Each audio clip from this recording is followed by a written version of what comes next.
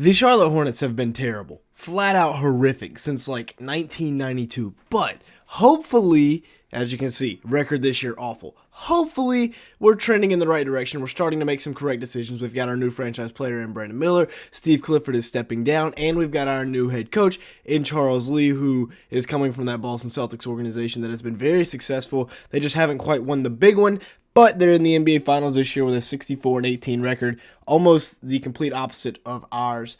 Hopefully he can bring some of that winning attitude towards Charlotte. But the big things we got to do this offseason are first, extend Miles Bridges. It's going to look like somewhere in the neighborhood of 4 years, $100 million. This is a guy that averaged 21 points per game, 7.3 rebounds, 3.3 assists in 37 minutes a game, and of course he missed the first 10 games of the season. But after that, he was pretty dependable. A couple 40 bombs in there. He shot at 46% from the field, which is very nice.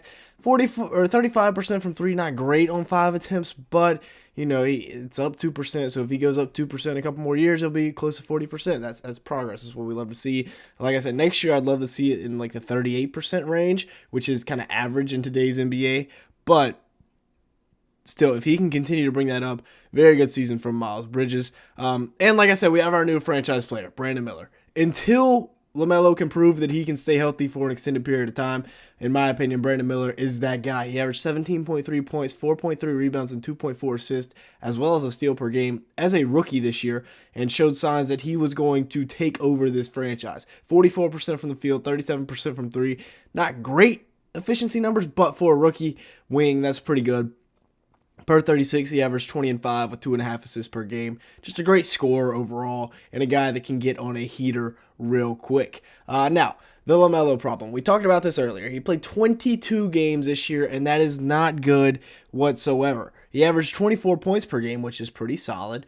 8 assists, 6 rebounds, 2 steals, but he took a lot of shots, taking some shots away from Brandon Miller, who I think is probably our best scorer. I'd like to see LaMelo as more of that point guard role, but, he can get his buckets whenever he wants. And remember this elite 10-game streak that he had in like the middle of November when he was actually healthy, where he put up 32 a night with 8 assists, 6 rebounds, and shot 44% from the field. If he's doing that, by all means, he's our franchise player. But like I said, he's played 21 games this year, and he barely played at all last year.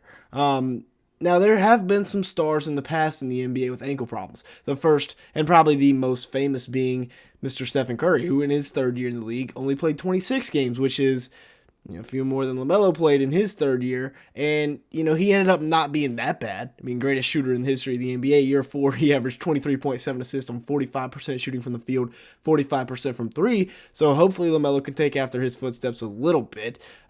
He has had some off-the-court issues. I mean, the Hornets have just had straight off-the-court issues lately, and he ran over a kid's foot. That's kind of debatable whether that's his fault or not. Y'all can argue about that in the comments if you want, but We got to stay off the news for doing bad stuff, Charlotte. Come on now. Now, the other injury merchant is Mark Williams, who played 19 games this year. If this core 4 could stay healthy, that is a really good core 4. Young core that's growing together. They just can't stay healthy. He averaged 13 points, 10 boards, a block, a steal in 27 minutes a game. And, he kind of reminds me of like a Rudy Gobert type, but more skilled offensively, better touch. Honestly, he kind of reminds me of Derek Lively, except taller and longer. That's crazy to think about, but that's what Mark Williams is. Both Duke products, both great around the rim, great getting into position, and can, protect the rim. He only played 19 games this year, though, as a 22-year-old. Shot at 65% from the field, so he's just got to stay healthy. LaMelo's got to stay healthy. If those two guys can stay healthy and everybody else does, I like us next year. Make sure to the like button, leave me a comment down below, and hit that subscribe button if you did enjoy today's video at any point. As you can see here, a large majority of the people that watch these videos are not subscribed to the channel, so if that is you, go ahead and fix that. Also, we're trying to hit 150 likes on today's video. Big like goal. Let's see if we can do it. And with that being said, let's go ahead and get back to the video, looking at the draft this year. And y'all can flame me if you want. I want Dalton Connect. I think he fits in beautifully to this lineup, providing floor spacing, and he's more than just a shooter. That's the stereotype on him, is he's just a shooter.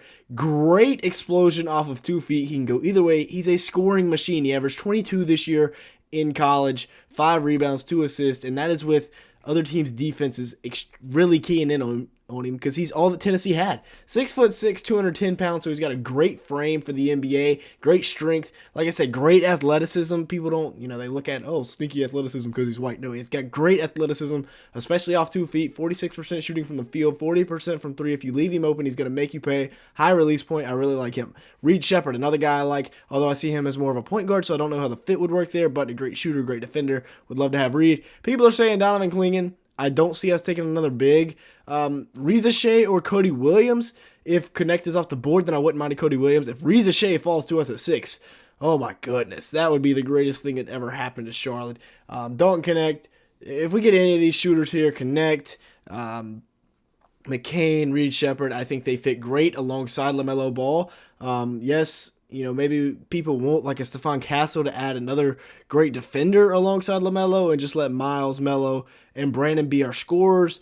People are also saying like a Rob Dillingham, but I don't like that too much. I like Dalton Connect. I wouldn't hate like a Stephon Castle to come in and clamp, but he's said he wants to be a point guard at the next level, so we'll see how all that works out. Now, there was a major bench revamp at the deadline. We sent all three of these guys out, got some picks, and got guys back like Trey Mann, who I think is going to be a big part of our bench this year, as well as Nick Richards there, and then Grant Williams, who unfortunately went from the Celtics to the Mavericks to the Hornets. So one of those teams is not like the other. But we freed up a crazy amount of money. We also have two great rotation pieces now in Micic in Trey Mann, rotation guards, I should say. Seth Curry is there as well. Trey Mann, good on both sides of the ball. He averaged 12 points, 5.2 assists, 4.5 rebounds, and he just finally got a chance to play and prove himself. He's athletic with the ball in open court, 45% shooting from the field, 36% from three, almost 37, 3.8 attempts as a 22-year-old. So overall, like not the greatest efficiency season, but I was very impressed with what I saw from Trey Mann after the deadline. Micic, another guy here that I think we should keep in Charlotte. If we do move on from him, not the end of the world, but we have a backup point guard for the first time since like Tony Parker, it feels like. 11 points, 6 assists. If y'all remember the Tony Parker Charlotte days, y'all are true OGs. We add that on to the other couple of bench guys. We got Grant Williams, averaged 14 points, 5 rebounds, 3 assists in 30 minutes. Last year, the big problem was the bench was just non-existent, and then by the time we did fix the bench, they all had to start because all the starters were hurt. 50% shooting from the field for Grant Williams, 37% from three on 4 attempts. Still 25 years old, so still plenty of time, plenty of youth left in those legs. Davis Bertans, Alex Pokusevski, both these guys maybe could be getting some rotation minutes next year. Bertans, a sniper from deep, 38% on 6 attempts, averaged 9 points. Poku averaged 7.4 points, 4.4 rebounds, 19 minutes a game. And then we also got Nick Smith Jr., who I think was one of the steals of last year's draft. Didn't get, although he had all the opportunity, didn't get a great chance to show that off last year. Only playing 14 minutes a game, bouncing back and forth from the G League. But he was a former number 1 overall recruit for a reason. 43% shooting from the field, 87% from the free throw line. I think he's a guy that can really impact us down the line. And the big key, the big X factor next year is to just stay healthy. If we get Connect, and this is our starting 5, I love this. You add shooting to LaMelo, Brandon, and Miles, and then you got Mark Williams down low. If he can stay healthy, that's a great starting 5. I think that's a starting 5 that compete for a playoff spot in the East. In the West, not so much, but in the East. If we don't get Connect, if we go elsewhere, we can move Trey Mann into that starting shooting guard spot. I don't know how well he fits. But, you look at Micic. If we get like a Cody Williams, I'd love that. Cody Martin, Grant Williams there off the bench. And then we also got, a few other guys we can throw into the rotation there. Some veterans finally with Davis Bertans. Nick Smith Jr., a young wing that maybe could make an impact next year. I think he could be an X factor or a sleeper next year. Y'all let me know your thoughts, though, down in the comment section below. Make sure to like button. Like I said, we're trying to hit 150 likes on today's video. And hit that subscribe button. It'd be greatly appreciated. And with all that being said, thanks so much for watching today's video.